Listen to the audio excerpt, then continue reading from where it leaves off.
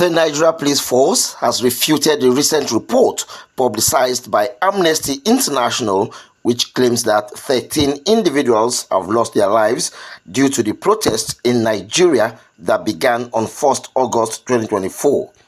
Amnesty International further alleges that security personnel deliberately employed tactics designed to kill while managing gatherings and used firearms as a tactical tool for protest management. Force Public Relations Officer, Assistant Commissioner of Police, Olumuyiwa Adejobi, on Saturday in Abuja, said that the Nigeria Police Force wishes to provide an accurate account of incidents from the first 2 days of the nationwide protest. According to him, in Borno State, 4 individuals lost their lives and 34 were severely injured in a terrorist attack by suspected Boko Haram ISWAP elements who infiltrated the crowd of protesters and detonated an improvised explosive device, IED. The Nigeria Police Force finds it necessary to refute a recent report publicized by Amnesty International, which claims that 13 individuals have lost their lives due to the protests in Nigeria that began on 1st August 2024. Amnesty International further alleges that security personnel deliberately employed tactics designed to kill while managing gatherings and use firearms as a tactical tool for protest management. The Nigeria Police Force wishes to provide an accurate account of incidents from the first 2 days of the nationwide protest.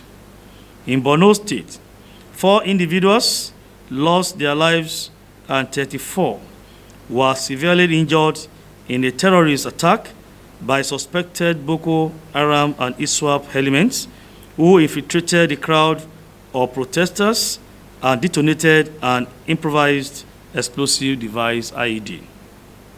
Additionally, an incident occurred involving an unregistered Honda Prelude car that ran into the protesters, resulting in the death of 2 civilians in Nasarawa State. The driver abandoned the vehicle and fled the scene. Although the vehicle was vandalized after the incident, it has been recovered and is currently in police custody. Efforts are ongoing to trace the driver and bring him to justice. There was another incident reported in Yauri local government area of Kebbi State, where a group of individuals mobilized to loot a shop. In the process, a local vigilante man shot and killed one of the looters. The Commissioner of Police in charge of Kebbi State is currently investigating the incident. This brings the total number of deaths recorded during the protest to 7. It is important to state that there were no other recorded fatalities during the protest apart from those mentioned above.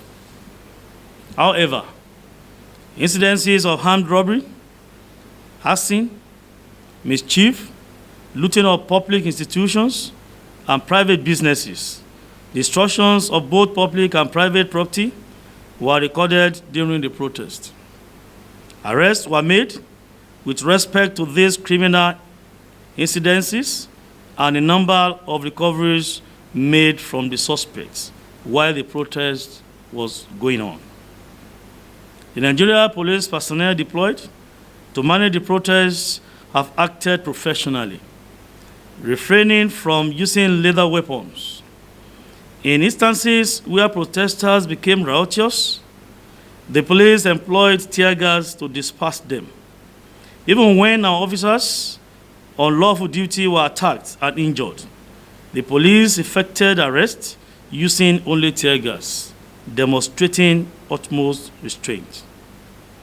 In an effort to combat the trend of crimes and criminality, the police have arrested a total of 681 individuals who committed various criminal offenses such as armed robbery, arson, mischief, and destructions of both public and private property.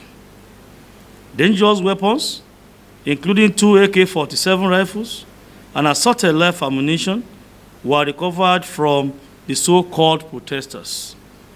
Additionally, stolen items such as furniture, electronics, phones, other various shop items, and vital infrastructures worth billions of naira were recovered from the arrested persons.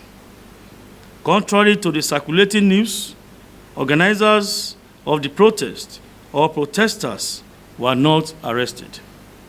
Those in police custody are under investigation for clear connections to criminal activities. Furthermore, 9 police officers sustained various degrees of injuries during attacks by protesters.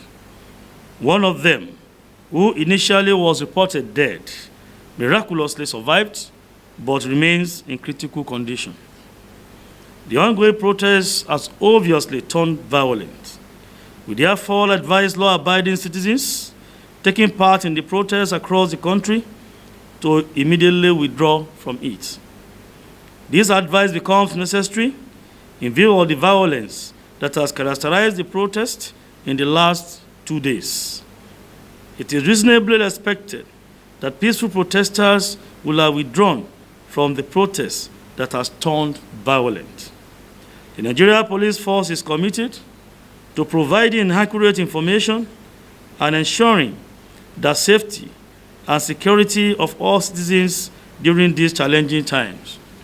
Here we have the figures of those arrested state by state. We have FCT, the 138 suspects arrested. Day 2,